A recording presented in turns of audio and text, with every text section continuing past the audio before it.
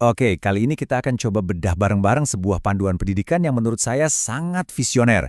Kita akan lihat gimana sih cara kita seharusnya mengajar di dunia yang, ya, makin hari makin dibentuk oleh AI. Nah, kita mulai dari pertanyaan paling mendasar yang dihadapi dunia pendidikan sekarang. AI kan makin pinter tiap hari. Bisa dibilang lebih pinter dari kita soal fakta. Jadi pertanyaannya sekarang bukan lagi apa yang harus dihafal, tapi gimana cara kita ngajarin manusia buat berpikir. Coba deh kita lihat perbandingannya di sini. Dulu kan belajar itu identik sama menghafal fakta buat ujian. Tapi sekarang, udah nggak cukup lagi. Tujuannya itu udah geser jauh. Fokusnya sekarang adalah gimana caranya kita mengembangkan skill-skill yang, ya, cuma manusia yang punya. Hal-hal yang nggak bakal bisa digantikan sama mesin.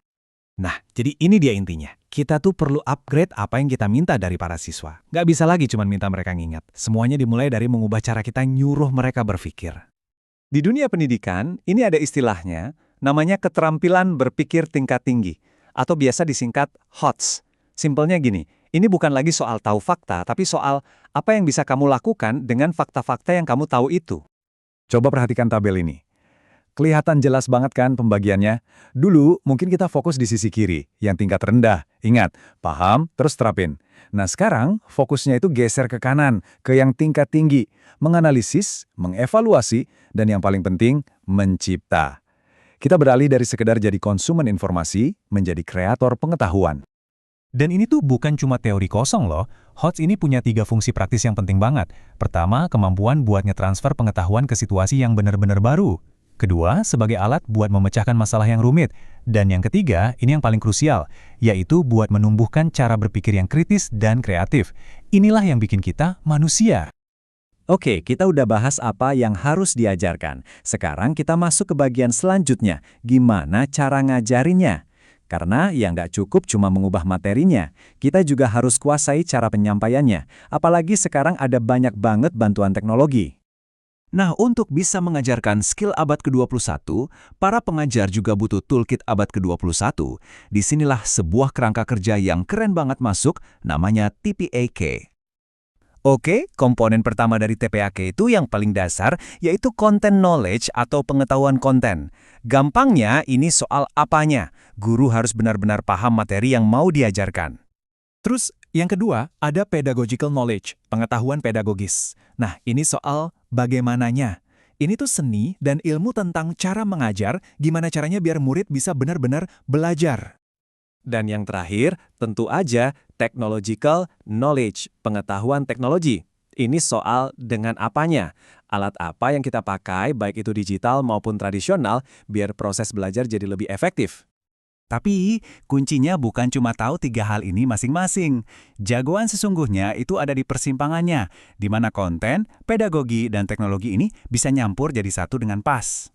Nah, tabel ini nunjukin gambaran lengkapnya. Ada persilangan antara pedagogi dan konten, teknologi dan konten, teknologi dan pedagogi. Tapi puncaknya itu ya ATP-ACK, di tengah-tengah. Disitulah letak keajaibannya. Saat guru bisa memilih teknologi yang pas, dengan metode yang pas, untuk materi yang pas.